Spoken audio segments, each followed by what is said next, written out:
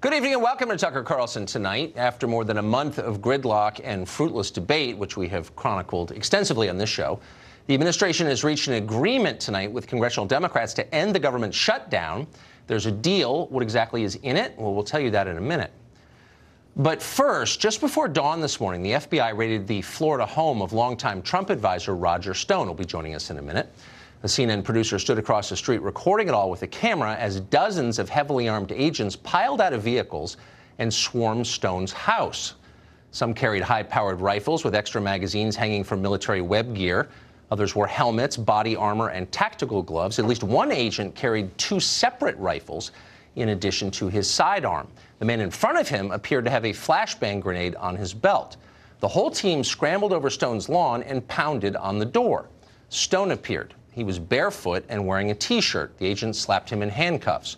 Before they let him away to jail, Stone told the agents that his wife was upstairs with their dogs. Stone's wife is deaf and didn't understand what was happening. Stone was worried that one of the men in tactical gear might shoot her by accident. Tragedies like that regularly occur during law enforcement raids. And that's why federal agents don't raid the homes of people like Roger Stone. There's no need to. Stone has no history of violence. He doesn't run an international drug cartel. He hasn't been charged with murder or even with spying for Vladimir Putin. Roger Stone is accused of lying during the course of the Russia investigation. Under normal circumstances, during normal times, prosecutors would just call his lawyer and arrange a surrender. Stone is 66 years old. He's so broke from Mueller-related legal expenses that he can't afford health insurance. He is hardly a flight risk. But no, that's not what they did. Instead, the feds went with automatic weapons and a cameraman from CNN. You don't need to be a Roger Stone partisan, a fan, to see that there is something wrong with what happened this morning. The most powerful person in America is now an unelected prosecutor with no functional oversight over what he does. Robert Mueller commands, in effect, his own domestic army. You just saw them. He can use it however he likes, and he does. Mueller crushes people when it's not even necessary to do it, weak people mostly, and he does it in ways that are clearly designed to send a political message. That is not how democracies are supposed to work. And you'd think our media would be bothered by this. Reporters are not supposed to side with prosecutors who abuse their power or anyone else who abuses power. They are supposed to hold the powerful to account. That's why they exist, but not anymore. Now they're all on the same team. Robert Mueller is a hero to our press corps. When his agents raid the home of an elderly man charged with piddling crimes, they air the tape and they celebrate. Roger Stone, like Donald Trump, is a political con man whose showman shtick has finally caught up with him. Let me be the first to say, if you look up the word scumbag in the dictionary, you're going to see Roger Stone's picture there. I am just so damn happy this guy is indicted and arrested. He is a horrible human being. He is a thug. He is a bully. Bye-bye, baby. Karma is a bitch. How'd you like to have her in charge of your life? So damn happy. So a barefoot Roger Stone is taken to jail. If that thrills you, it may be time to take a break, pause, and reassess what's happened to your soul. But no one reassessed today. They rejoiced. One famous neocon summed up his feelings this way, quote, "Given his proclivities, maybe Roger Stone would enjoy prison." Ha! Get it? Stone may get raped behind bars. How awesome is that? So how should the rest of us people who aren't spending our lives on Twitter feel about what happened this morning? Is America safer? Well, not if you believed in the Russia collusion story. We still haven't caught those villains, assuming they exist. Indeed, 2 years in, there is still no evidence at all that any American committed an actual crime during the 2016 election. Roger Stone, for example, stands accused of misdeeds committed long after the votes were counted. His alleged crimes arose from an investigation into other crimes we have not yet found. The charges against Stone include obstruction of proceedings, witness tampering, 5 counts of lying to Congress. The core of the charges, is that Stone mischaracterized his conversations with a left-wing talk radio host called Randy Credico. Credico, prosecutors say, served as an intermediary with Julian Assange, who runs WikiLeaks. Now, none of what Stone or Credico did in their conversations with Assange is illegal. Journalists do that kind of thing all the time. It's the lying, we are told, that must be punished with jail time. Okay. But again, and we've noted this before, what you're looking at here is a brand new standard of conduct. one that nobody who's been paying close attention to this country for the last 20 years would even recognize. There's an awful lot of lying out there, an awful lot. A lot of it's not even acknowledged as lying. Every time an illegal immigrant lies to a federal immigration officer, that is a felony. Every time a politician lies under oath in the Congress, that's a potential jail term. Both of those happen a lot, but nobody is ever charged for any of it. Now, this is hardly a defense of lying. Lying is bad. It's corrosive. It's one of the main problems with our political system, actually. Everybody lies all the time. But there is at least one thing that is worse than lying, even lying under oath, and it's the selective application of federal law.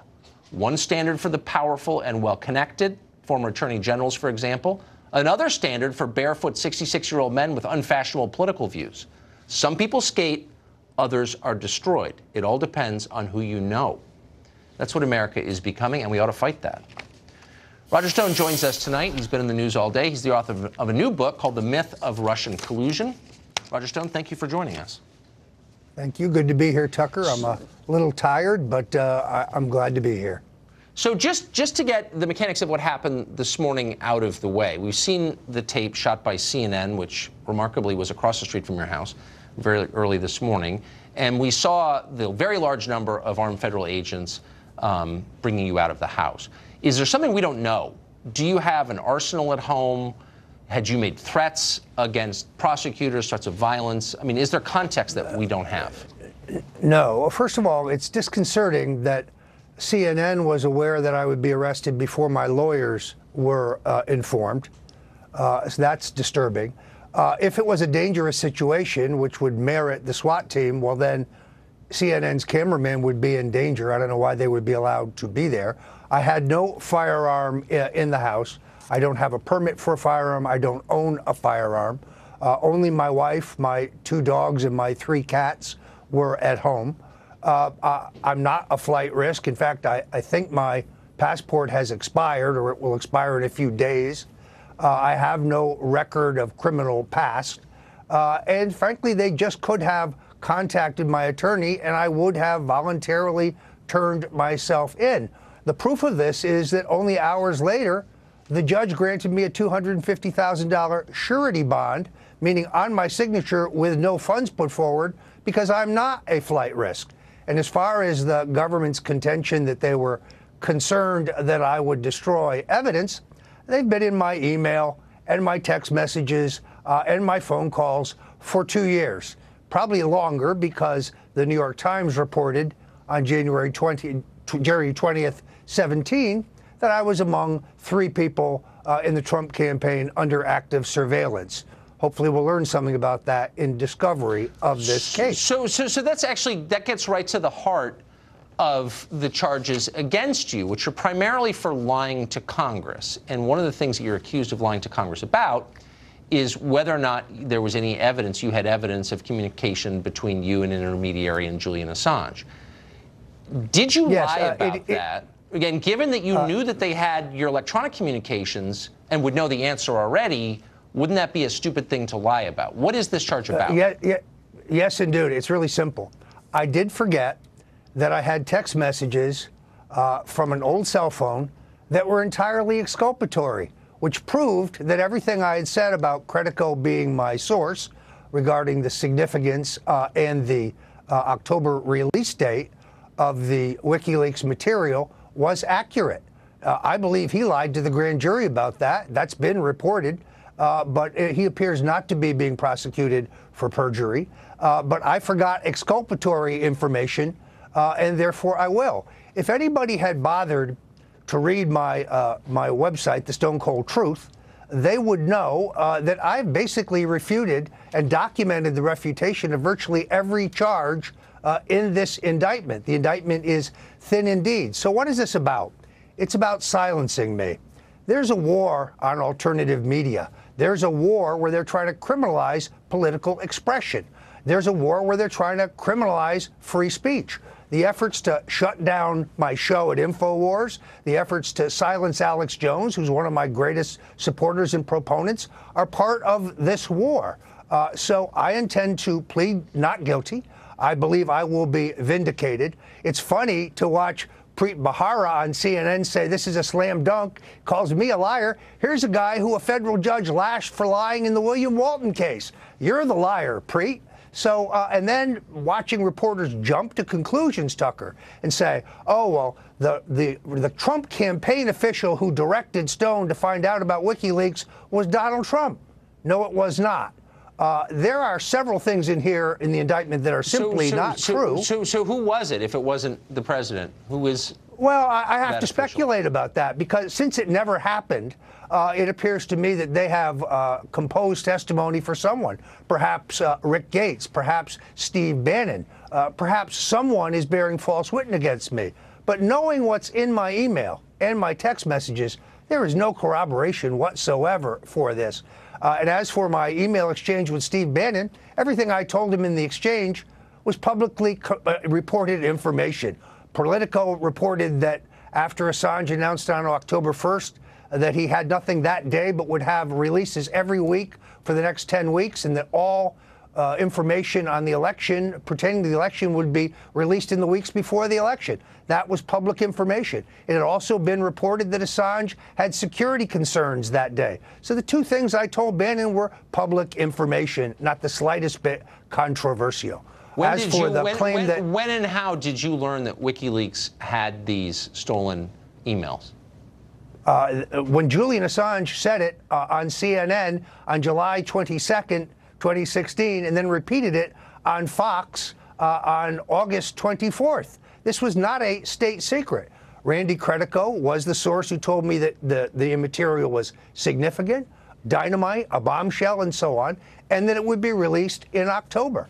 There's also, I think, a reference to Dr. Corsi in here, Dr. Jerome Corsi, who told me in an email when he was in Italy, August 2nd, that the WikiLeaks disclosures would come shortly thereafter, and there'd be another one immediately after that in August. That all turned out to be incorrect. So there's no evidence that I received anything whatsoever from WikiLeaks, that I knew the subject or the content of this material. Right. Well, that's this is being used to silence me. That's not even in here. The allegation, as far as I can tell from reading it, is that you lied to this congressional committee. Have you spoken to the president about this?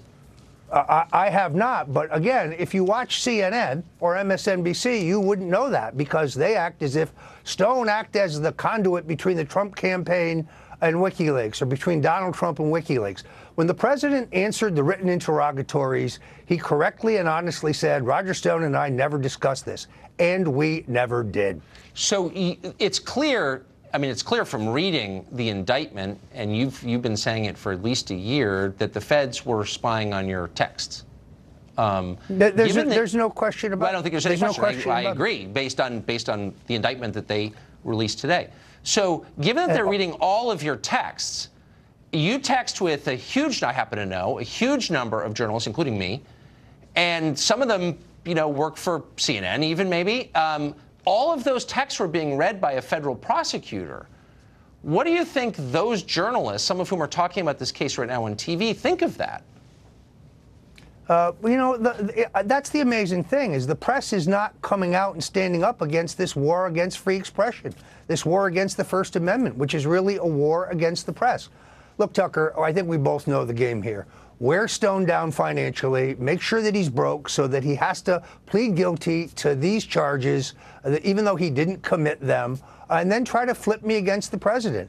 I'm facing $2 million now in potential legal fees.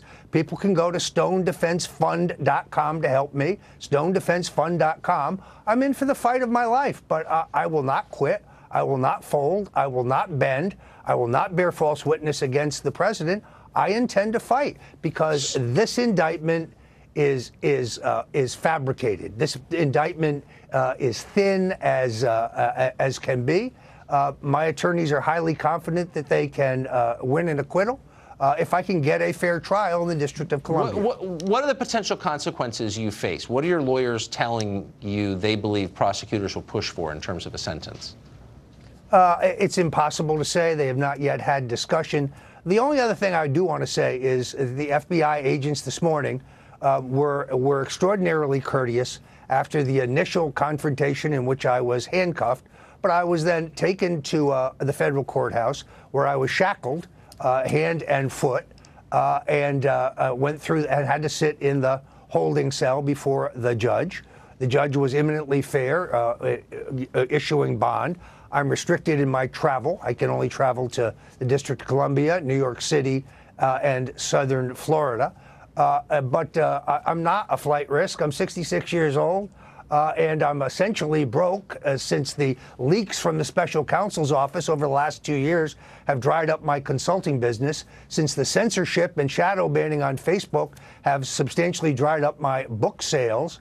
As you know, I had to end my life and health insurance in December because I couldn't meet the premiums anymore. Every dollar I scrape up has to go to this fight, but still I fight on. I mean, do you notice a theme here? It seems like everyone who gets ground up in the gears of this investigation lacks the resources to really fight back. I mean, I noticed that no one called Podesta has been pulled into this, but it's you who can't afford health insurance. It's Papadopoulos, who seems broke. It's Carter Page. Who do you expect the prosecutor will indict next, if anyone? Where's this going? Well, I have no idea. They seem to be in hot pursuit of Dr. Jerry Corsi. Dr. Corsi said a number of things about me that are not true, but he says he won't testify against the president. I have the emails and text messages and metadata to prove that many of the allegations he's made against me are not true. But he clearly is referred to, blindly, of course, in this indictment.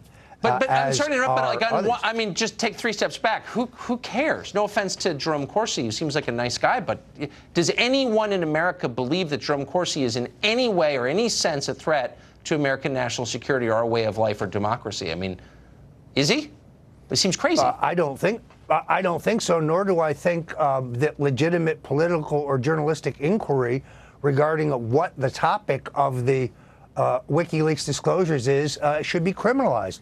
I never received any purloined material, and no, I never knew that John Podesta's emails had been stolen in advance, and my tweet is not a reference to that. And a research memo that Jerry Corsi wrote me regarding the Podesta's extensive and lucrative business dealings in Russia is not part of a cover-up, because no cover-up was required. So let me ask you the last question. When you watch the clip that we played, I don't know if you had time to watch the coverage of you on television today, or you read the internet and see people cheering for you to get raped in prison, or people celebrating your indictment. What do you make of that? Where does that come from? Well, I must tell you, we're in a very bad place in terms of our politics. I get 4 or 5 death threats a week. I can't go out to a public restaurant or an airport or travel by myself now because people want to mix it up. They don't want to just yell at you. Some of them want to take a swing at you. You know, I don't feel that way about them. I disagree with them, but I'm not for violence. I don't think violence solves anything. I agree. So it means, again, now I need security for my family, for myself, and that costs money, which is why I've asked the public for help. Roger Stone, we'll be following it. Thanks for coming on. Thank you very much. Thank you, Tucker. Andy McCarthy is a contributing